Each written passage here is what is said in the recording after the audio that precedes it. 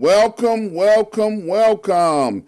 You're in the right place at the right time. Today is Tuesday and it's 5 p.m. Central Standard Time. And I tell you, we're going to have an interesting show today. Apostle Allain Laguerre is in the green room waiting to join us live. And I'm excited to have him back on the show. He's been on the show before, and he gave us a very good update on what's going on in Haiti. And I'm so excited to get another update on what's going on in Haiti. I tell you, we'll talk about it. I'm not gonna precursor and tease y'all. We're gonna talk about it. So the first thing I like to do, as always, is give a shout out to my mentor, Dr. Hunt. Dr. Hunt and I have been traveling in life together for 30 plus years. And in the 30 plus years that we have been traveling together, he has been a blessing to me and my family. And I have been a blessing to him and his family. And, if you don't have a mentor, I'm going to encourage you to get one, because mentors serve a very specific purpose in our lives. And we don't even realize it until we get one or until we don't have one. And then you say, dang, something is missing. I got some imbalances in my life. What's going on here? And then you realize that a mentor can add balance to your life. So I encourage you to get one and keep one in your life, because you would be so blessed by having someone to mentor you in those times of life where you need one.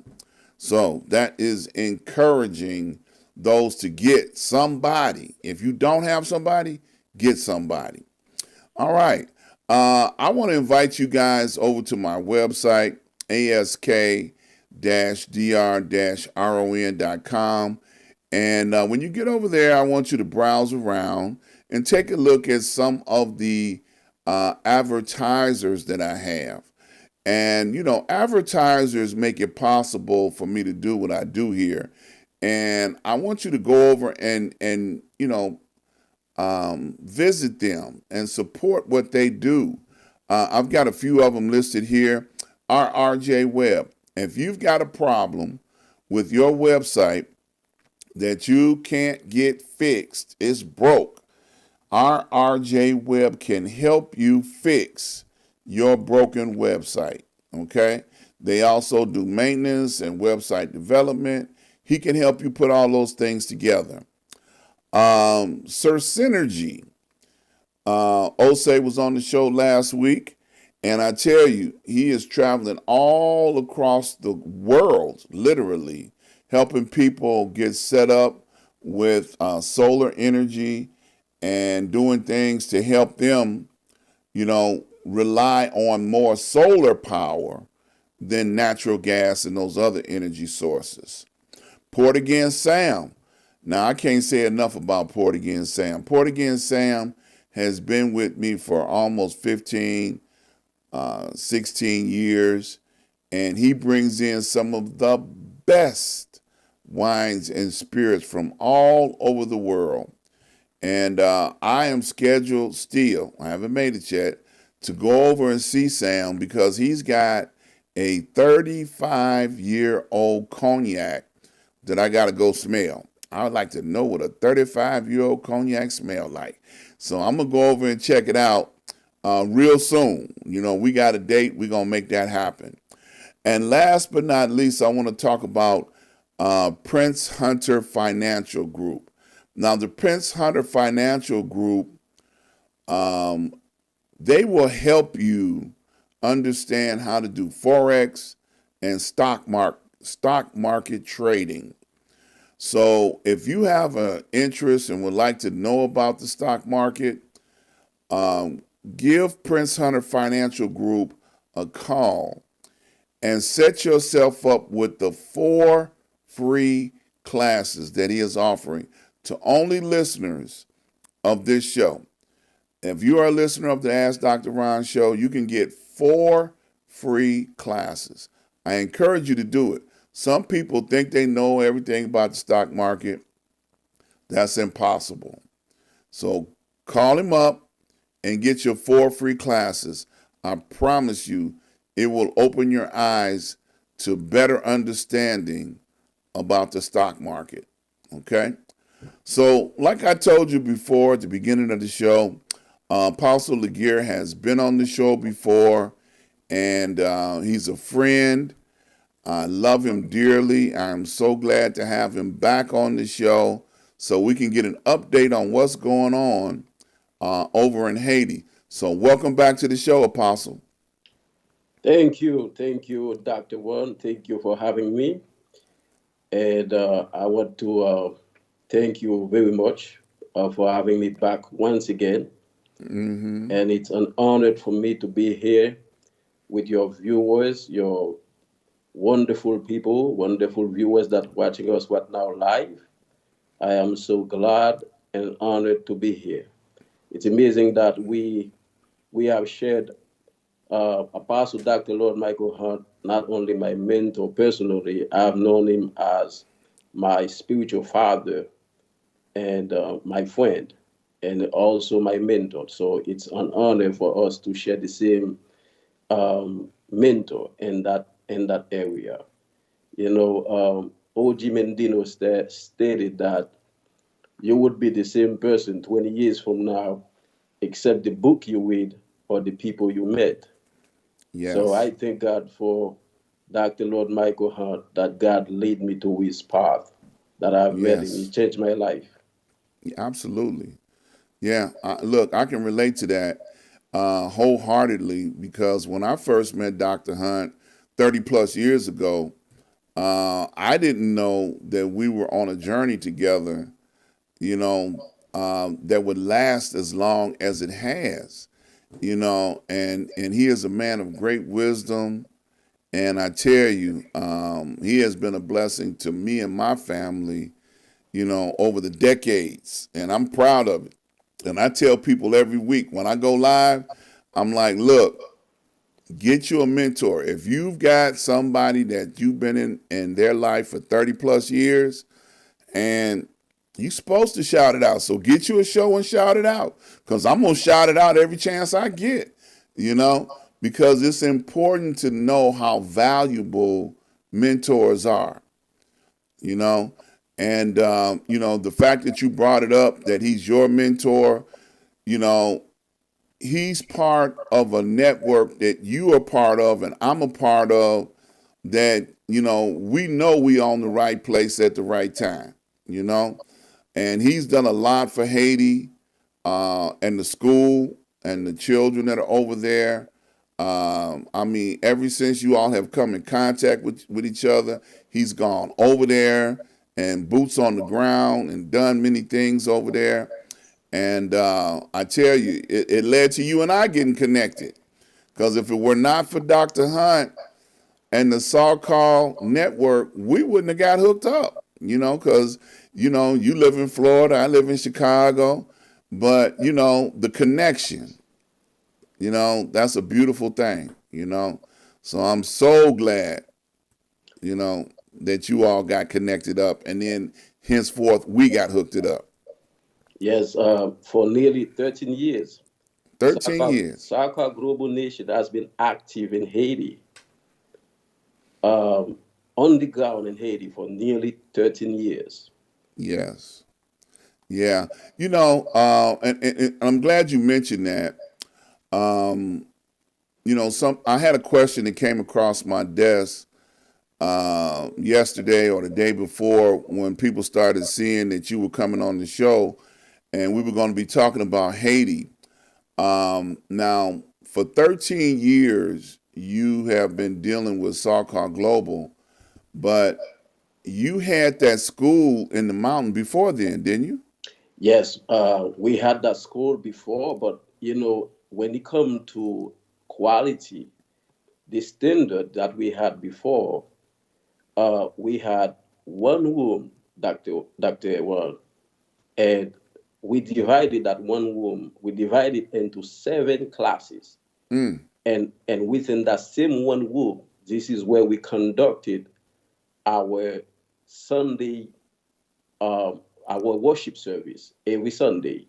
So imagine after service Sunday afternoon, you have to remove all the blackboards in the church in that one room and then get prepared for Monday through Friday for school. So we had 300 children 300. in one room. The teachers, they conduct, they try to teach, but if you can imagine the noises that's going on within that one room, the way very, very in close proximities. Now, when Soccer Global Nations, Dr. Lord Michael Hart stepped in Haiti 13 years ago, we were able to build, to detach the school from the church. And now we have 7 classes and one library. Wow. So let's talk about the school a little bit more. Um, you had 300 students. Now, are they all from the local community? Because I understand Marmalade, Haiti is in the mountain. So, do all these people live in the mountain or do they have to come up the mountain to get to the school? So, what's kind of like the demographic with dealing with the school? The zoning by itself, uh, of course, it's 113 feet above sea level. And then we have a lot of valleys and mountain in Haiti. But the radius is about 5 to 7 miles distance from the school. So Okay. every day, those children they have to walk between 5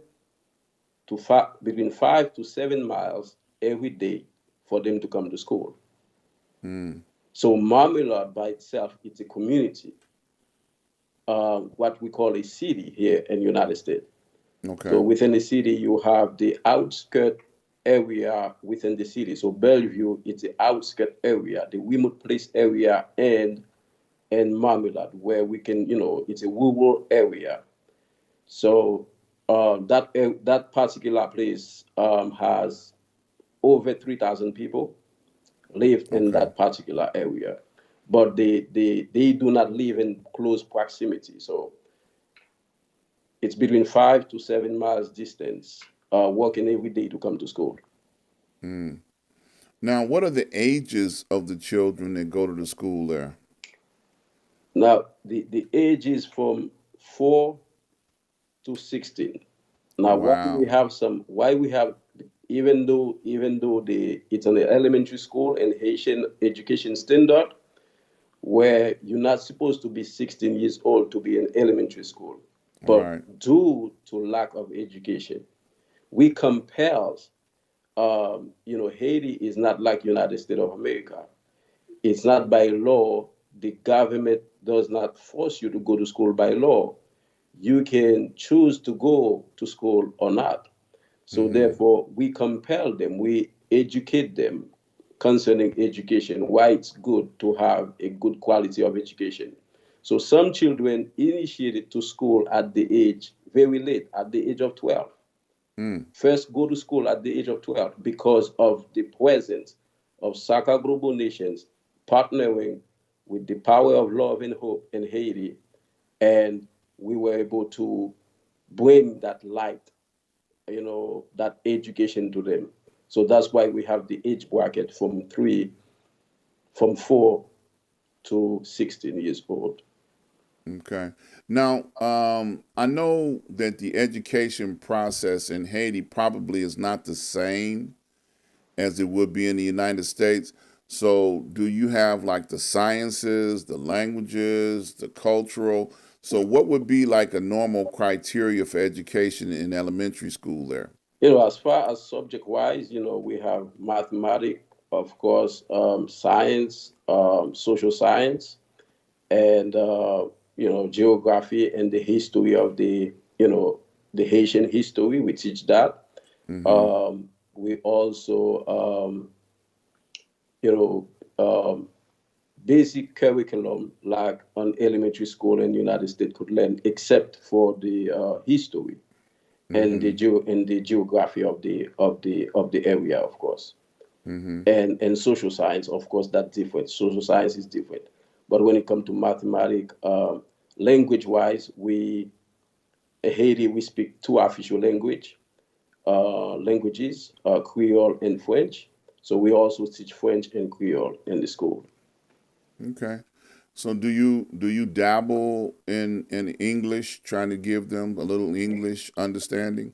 That would be for that level. It's not mandatory in the Haitian curriculum.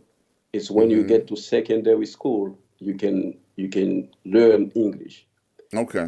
So secondary school, because the fact that we were colonized by United States of America since 1915 until 1934.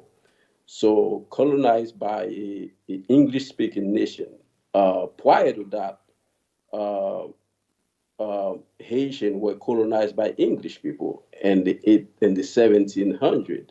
Mm-hmm. So due to the fact that we had the fingerprint of nation that used to speak English in Haiti, so therefore in secondary school we also encourage the children. It's a part of the curriculum. They Okay. teach them Spanish, English, and French because they were colonized by those nations. Okay. Now I got to ask this question. In the South, when you go back quite a few decades, you hear grandparents in the United States talk about how they had to walk 10 miles to school, barefooted in order to get to school back in those days. So, in nowadays, current days, do you all provide transportation for the children to get up the mountain to the school? Are they, when they get old, they're gonna have to tell them same stories? We had to walk 8 miles or 13 miles to school every day. you know. you, you know what I laugh because I my elementary school and my secondary school I did them in Haiti, even though I finished my two grades level here in the United States when it come to high Uh-huh. school. But the story of me personally uh, working far distance to go to school, it's generational for us in Haiti, Okay. and most cities, of course. For the major cities like Port-au-Prince, Cape Haitian, and Gonaïve, those cities, those children have the opportunity for them. Sometimes they have access to buses to go to school. But in Haiti, we have 147 cities.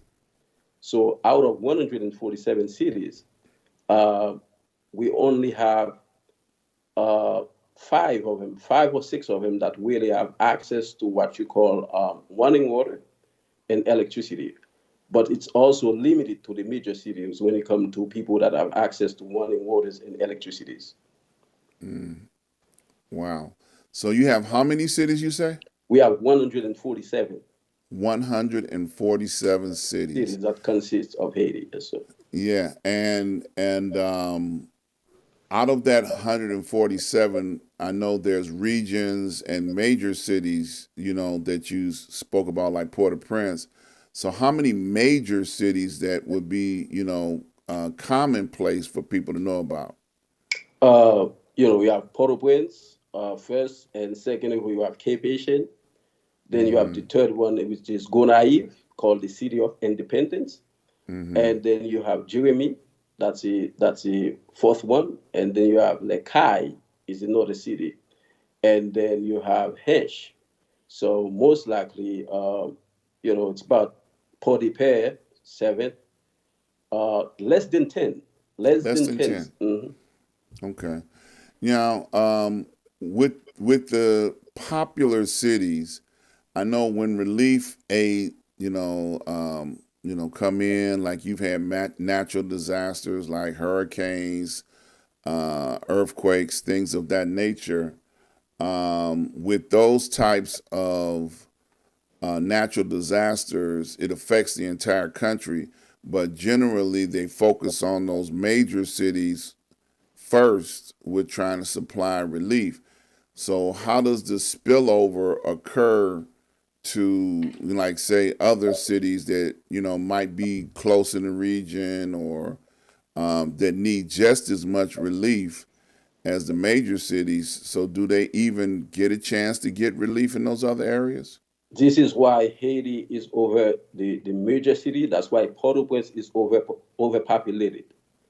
Reason why, whenever we have a major crisis, like for example, during the earthquake, Mm-hmm. um, the estimated Port-au-Prince has 3 million people that lives in Port-au-Prince, and they live in very close proximities. And everybody from the other 147 cities that I just told you about, they go to Port-au-Prince in order for them to have access to the aid that they're being provided, because they're not going to leave Port-au-Prince and go to the remote place and provide to them. That's what caused the major issue problem. That's why Haiti is in crisis, because Haiti is very, very 199%, I would say 99% centralized, where everything has to take place in Port-au-Prince. You need a passport. You have to go to Port-au-Prince. You need to have access to the U.S. embassy. You have to go to Port-au-Prince. All the embassies are in Port-au-Prince. So, due to the fact that Haiti is very centralized, that's make it difficult for other people that live elsewhere. Mm-hmm. In terms of aid, access to anything when it comes to development. Yeah. I got to touch on this subject because it came across my desk as a question. Um, it was, mentioned that there is so much corruption in the city, the capital of the country. Would you say it's all centralized into the Port-au-Prince area, or would you say it is branched out all over the country for, like, say, for instance, like, internet makes it easy to, rip people off and say, oh, we need you to do this, this, this, and this, and they send it to somebody that and never be heard of again. So, would you say that the corruption is countrywide or centralized?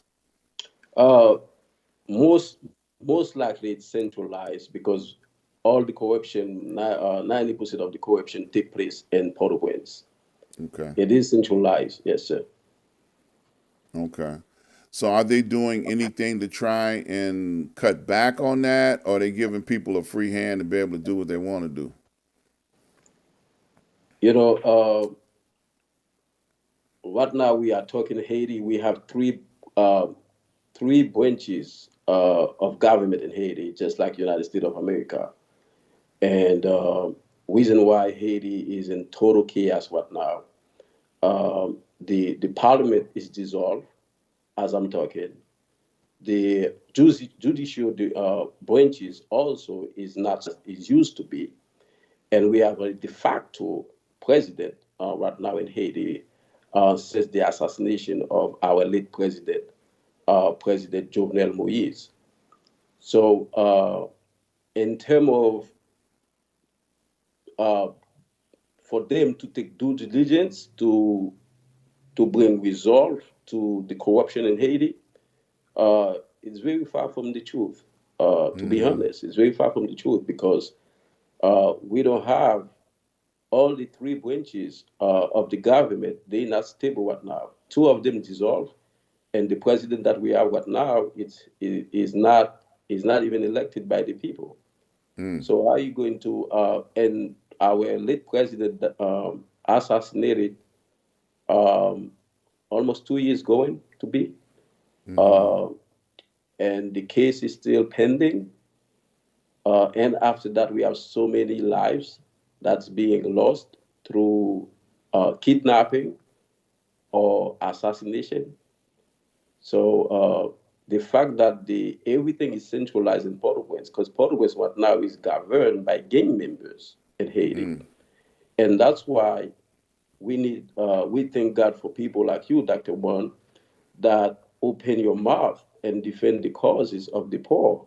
Uh, And Martin Luther King Jr. yesterday was his birthday. We were celebrating his birthday. We Haitian people, we stand in solidarity with what Black people in the United States are going through, and we thank you for standing in solidarity with us as well. where he stated, he says, injustice anywhere is a threat to justice everywhere. So Absolutely. uh, when when when a we have a senator in the United States, his name was Charles Sumner. His name was Charles Sumner. When he stood when he stood in solidarity with Haiti for Haiti to be recognized in 1864 by United States of America as a sovereign nation. And now, history is very important to us for us to understand nowadays. We need Haitian people, their will are broken. They are in crisis. And we need people like you that raise your voice, people like Dr. Lord Michael Hunt, Saka Global Nations, that raise their voice and stand in solidarity with Haitian people, where 147 cities that we just talked about, they were, I'm not even talking about underfunded because they're not receiving any aid Mm. uh, from either the government or the NGO that stepped into Haiti. They have limited access to them because they stay in Port-au-Prince. They have to stay in the safe zone, so they have to risk their life and leave the place of habitation and go to them.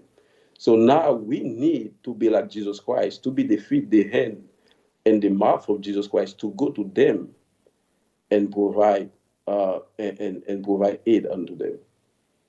Yeah. You know, I really, it hurts my heart, to understand the history of Haiti and how they um, defeated their persecutors, that came there and, just turned the country upside down. France being one, and like you said, there were other English speaking You have Spanish. countries. We Yeah. Spanish 18. If I can recall the exact date, it was 17 in the 1774. We fought the Spanish in Haiti. We kicked them out, Mm-hmm. and in England, in the 17 somewhere between 1776, we fought the English people there, and afterward we fought the French people. So we have a I call it a Haitian people as a legacy, but that legacy is a burden. It's burdensome to us. Mm-hmm. Um, you know, it, our poverty is designed. Mm. Yeah, and other European countries, they persecute from afar. They don't open up, relief channels and things of that nature into your country, because of what you were able to achieve and accomplish, thousands of years of, turmoil. So let me ask this question. You know, um, I know that you have a sanctuary in the mountain for children to go to school. In America, we would call that a private school. Um, what is, I know we talked about this last week, some of the issues that you need resolved for the school. We know you need water, but what are some of the other things that you need? Because I never know who's listening to my show at any given time or whose ears this may fall on. So I want to make sure we get your request out there and what the needs are out there. Now, I know you can't solve all the problems of the entire country. I know that. But what can we do to make your sanctuary better in the mountain? We have three vital needs, very very vital unto us and the remote place in Haiti.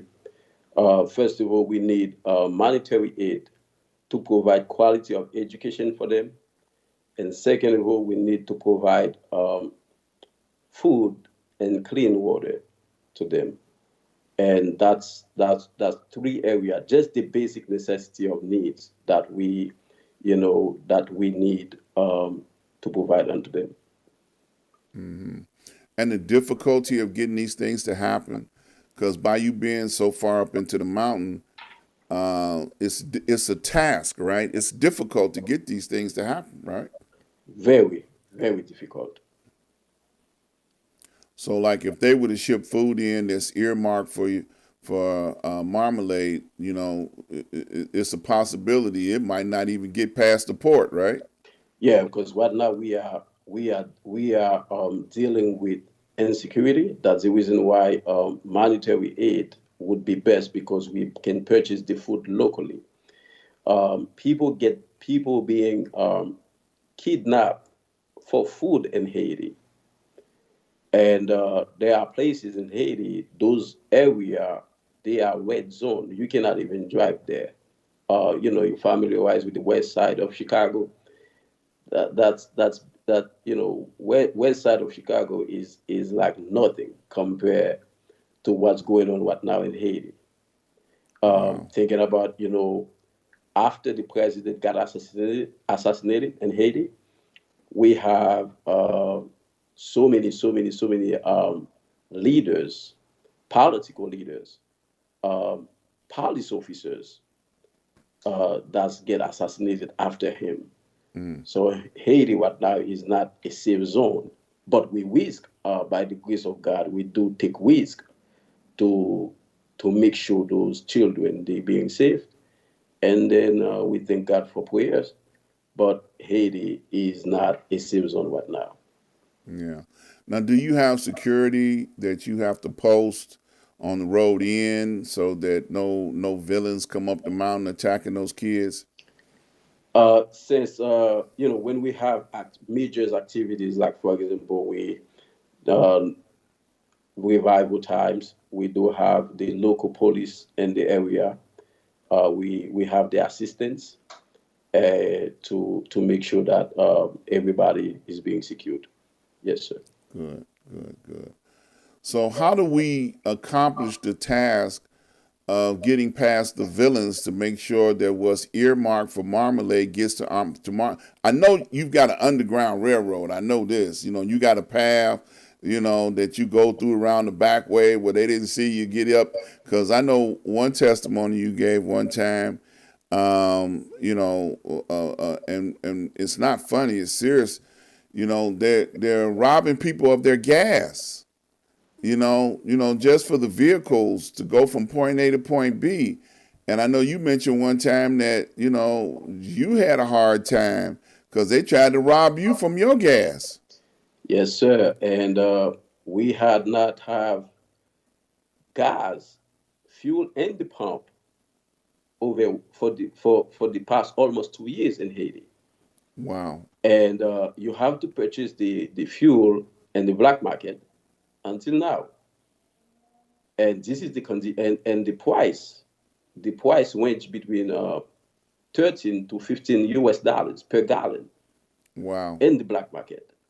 So imagine the condition in which the Haitian people are operating right now. Mm-hmm. Yeah. So is there a way? Because I don't want people to say, okay, well, we're going to help, and then you can't get what they're trying to do. So is there a way to be able to provide these things? Like I said, no one who receive aid right now in Haiti would receive physical aid, because of the fact that you cannot go to nobody's going to risk their life to Mm. go to the major city, like for example, Port-au-Prince and Cape Haitian, to receive those aid right now. The only aid that possible right now is monetary aid. They can, they can contact me, and I would refer them to, you know, explain to them how I can receive it. Because for all the gang members in Haiti, for security purposes, there are things you cannot reveal, and that's the reason why now Mm-hmm. everybody in Haiti who's thriving for peace, they want to leave the country. Mm. They want to leave the country. They their hope has been deferred, and for 218 years, since our first founding father, Toussaint Louverture, was being captured by Napoleon Bonaparte, the French people. So that took place in 1803, and that, that was the drive, that was the strategy, that was the master plan. It was the mastermind for the Haitian Revolution. And 1806, we have a second founding father who was assassinated. His name was Dessalines, and here's what Dessalines stated um, in 1804. He says, "We have dared to be free. Let us dare to be free.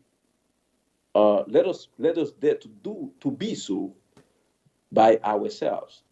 Let me repeat it again. It says, "We are there to be freed. Let us dare to be so by ourselves." So he really wanted the distribution, equal justice, social justice to go to the masses. And because of that, he was assassinated. So we Mm-hmm. have the people have a history of different hope for the past 218 years. And now, you know, they took boat to come to United States of America, go to Brazil, go to, they want to leave the country because they have no hope in the future.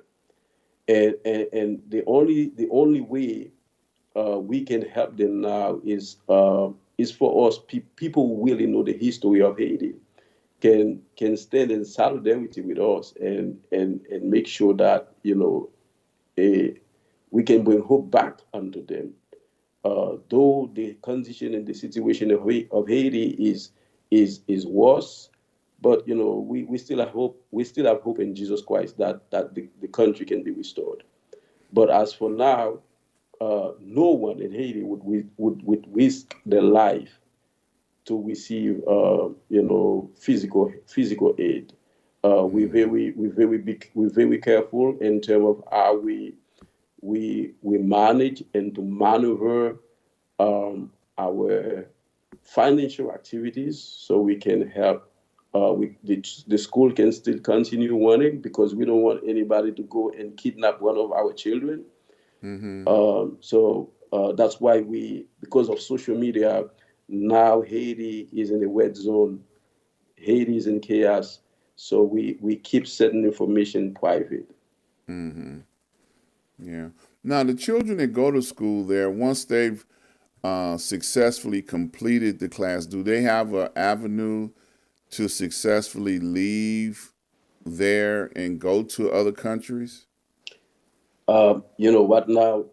The president of the United States of America, Joe Biden, the fact that some Haitian leave Haiti. I don't know if you're aware of what happened in the border of between Mexico and In United Texas? States in Yeah. Texas.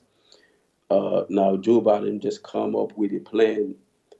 We don't know yet if it's going to how succeed, how successful it's going to be. But for for any persons who have in contact with some Haitian people in Haiti, they can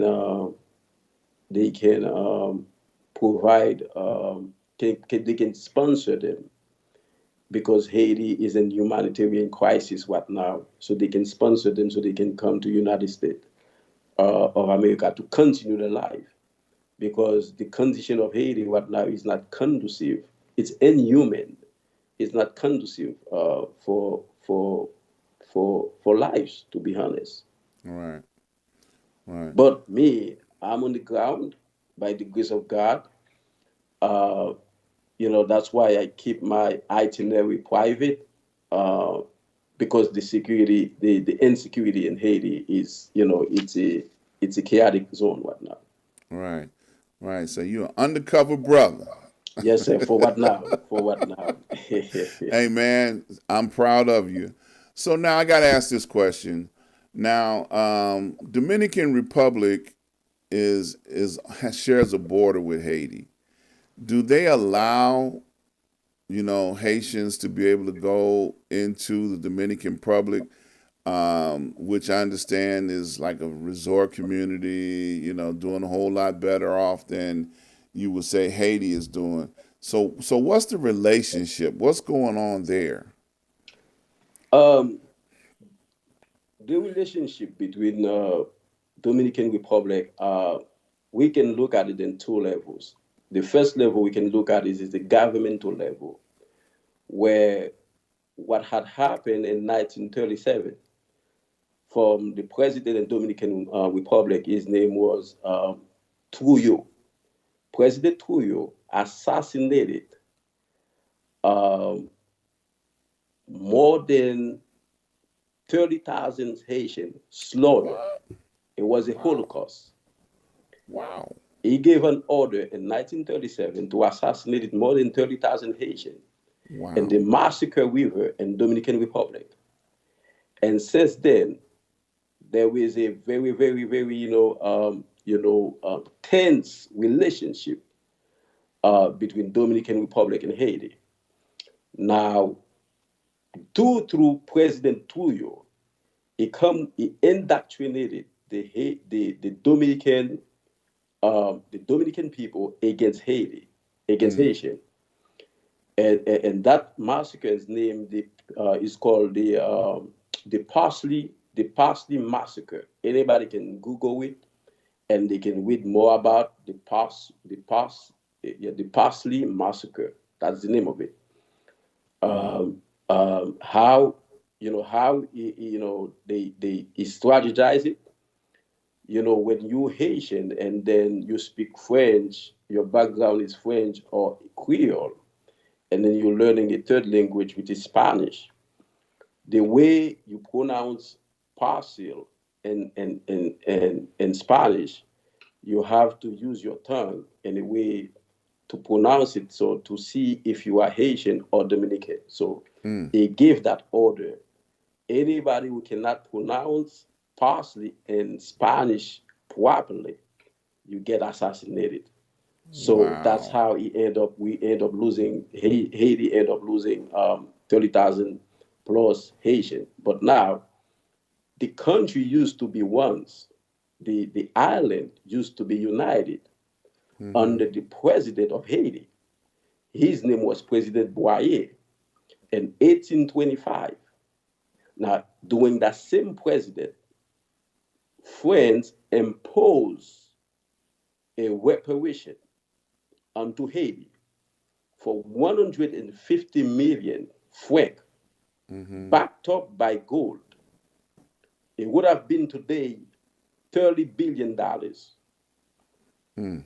Now, Haiti is the first black nation and the first black nation that's paid reparation to a European nation.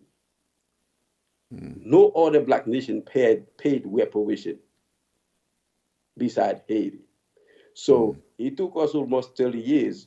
During that time, Dominican Republic and Haiti, they were once. They were governed under one leader for 25 years, President Boyer.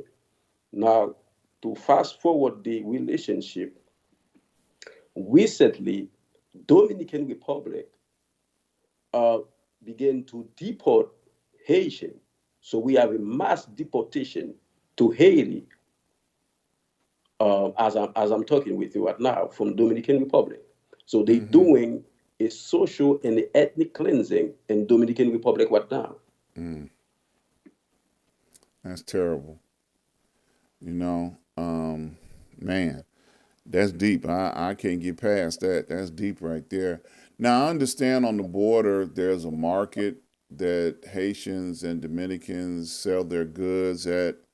Do they still have that market on the border? Yeah, we share the market 2 days a week, Mm-hmm. Monday and Thursday.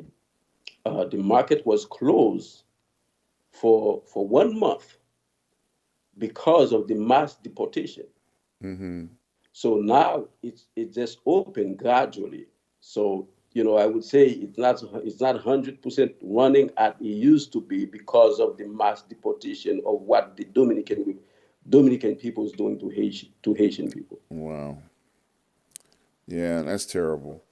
Um, Another question that I have has to do with the Man, that just messed me up, man. They massacred all them people, man. Wow, Yes, and that, without any type of justice for the families of the people that were murdered. they don't care if you're pregnant, if you just have babies. Man, And that's the reason why our president Joe Biden declared a humanitarian parole to Haiti, because he understood that Haiti the situation of Haiti right now is inhuman. yeah, that is inhuman. And we talked about this before. When you find Haitian people all through the Caribbean, like the Bahamas, Jamaica, various parts of, the islands where the majority of the population is, black, colored, whatever they want to call themselves. And Haitians are on the, what you would say, low on the social status. You don't find too many Haitians in businesses or doing good for themselves, no matter where you go through the Caribbean. They treat Haitians like, second class citizens. And I've seen that with my own eyes, in many places that I've traveled throughout the world where, um, it's just not, why? I mean, what did Haitians do to other black countries to cause them to want to treat them the way that they're treating them? And it makes no sense to me. We all black. Okay, we should be trying to lift one another up. Just like in the United States. When I witnessed with my own eyes what they were doing at the borders to Haitians that were trying to enter into the United States, they were running them down with horses and whips. And I'm like, why? Why isn't it more people standing up objecting to this? Because that's unfair. Now, you let a Polish come over here, or you let, now they treat the Mexicans bad too, but, you let any, European, like Ukraine, they let them come over here. They let Afghans come over here. Welcome, open arms. And then Haitians show up on the border, they got a problem. That's crazy. I have a history quoted. The history quote stated, "Know your history and increase your value." And thinking about it, Dr. Ron, um, it's time for us to know and tell our history. That's why I'm very adamant about what had happened in the past. Because there is an author that says, "How would you know what to do in the future if you don't know what had happened in the past?" Absolutely. Haiti stood before Spanish in 1798, I believe. Yes, 1798, 1794 to be exact.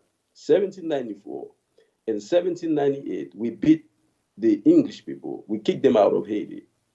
In 1803, we kicked the French people out of Haiti.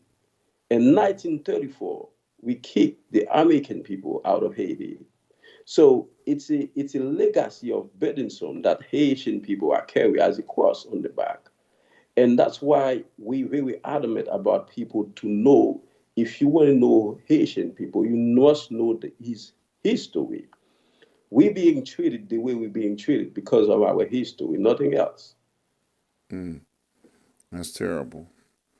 Well, I want to say this, man. I applaud you and all of your people that are on the ground and what you do each and every day to survive in Haiti, because you've got weapons of warfare against you regularly. And, I want to keep you encouraged and keep you uplifted, as often as I can, because you're my brother, and I look at you as my brother, and I'm going to always embrace you as my brother, and I want to try and help, and I want to encourage other people to help, in this battle of survival, because that's what we're talking about, a battle of survival.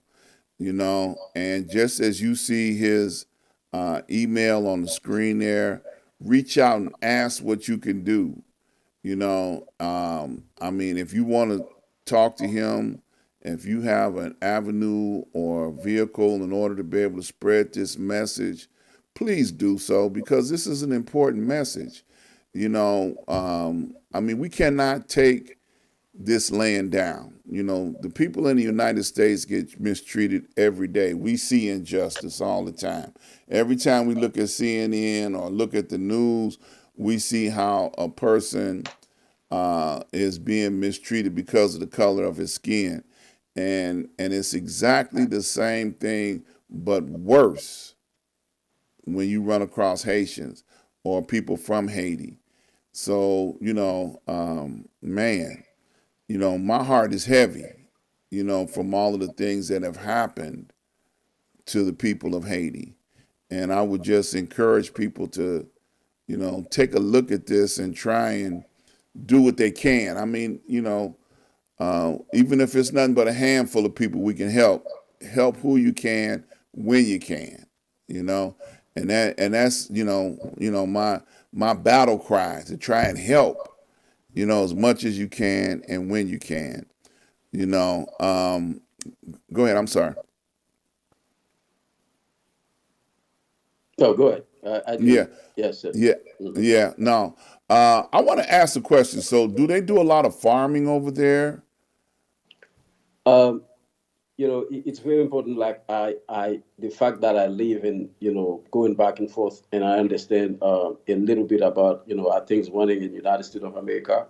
And every time I'm answering those kind of questions, I have to make sure I give you a tip uh, from the American perspective, and then for you to understand our perspective, our view. Hmm. Uh, Farming, we don't have the government subsidized. They don't. The peasant. They don't have aid from the government. So if they lost the crop, they can spend 3 or 4 years to regain themselves from the crop that they lost. Sometimes due to drought, Hmm. sometimes due to bad weather, hurricane, and that's what make the situation even worse for them.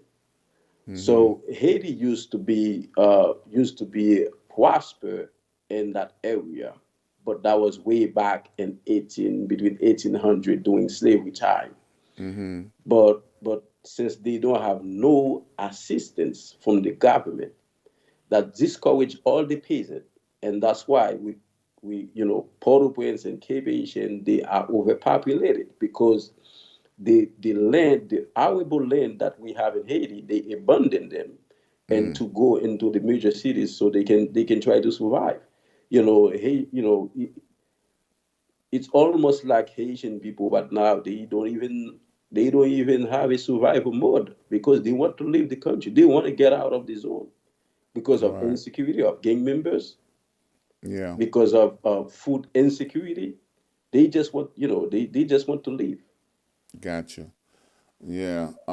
So what would be, and I asked this off air. I got to ask it on there. What would be like a delicacy, a food item, in Haiti? We have, we call it rice and beans and griot. Those are and fried plantain. Those are really good delicacy of food in Haiti. Yes, sir. Okay. Yeah. So you would say if a person's having a good day, they got a pot of beans and rice, huh? Yes, sir. And look, and, that's a good day in Chicago too. and our national. It's important for you to know there is a great history behind our national dish. Now, our national dish is squash, yellow squash. Okay. The story behind it, it's so delicate that during slavery time, we were forbidden to eat yellow squash. Mm. Yes, sir. And that's Wow. why it's become our national dish. Wow. Every 1st of January, every Haitian people has to drink some soup, yellow squash soup. Okay. Yes, Wow. sir. Yeah. Well, look, we've been on the air for almost an hour now. We got about 5 minutes left. I want to give you an opportunity to, speak what's on your heart to people who would get a chance to see this. I know we can't get it all in one show. You're gonna have to come back and see me again sometime. And I'm gonna ask that question in a minute, but I want to give you a chance to, talk to the people, from your heart. Thank you, Dr. Ward. All the viewers of Dr. One Show, hunger and insecurities have taken hold across Haiti. And without your assistance, these children will continue to go into cycle of extreme poverty. And the dire circumstances in Haiti in terms of basic necessity of life, quality of education, food, and running water. We really need your help, and we need your help now because we are in urgency. You can contact me through my email. My email is on the screen, allainlaguerre@gmail.com. And you can also reach out to me through Facebook. You can Facebook, you can send me a message, and then we will we will give you the instructions of how you can help us. Thank you. Man, thank you. Like I said, I want to encourage you to keep up the great work, man. You are a precious gem, and to have this burden of trying to keep this school up and going, and I just can't applaud you and salute you enough, man. I just thank you for Thank you, all sir. that you're able to do, man. You will. I know it's difficult, but hey, you make it happen. Like you said, 13 years you've been with Sarkar, and I know Sarkar has been a blessing, over those 13 years. But man, you make it happen. Most definitely. We could not be where we are right now if it had not been for Sarkar, Dr. Lord Michael Hunt, and his whole entire team. They've been active on the ground in Haiti, even during the time where Haiti is in a situation where you cannot travel.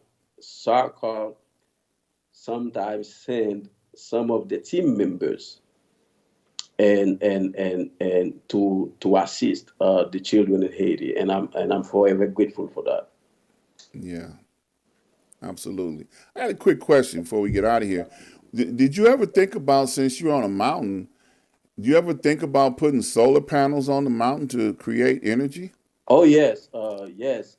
If there is anybody that listening right now, and because the library we just talked about, we don't have any equipment net yet for the library in terms of projectors, solar panel, batteries, computers.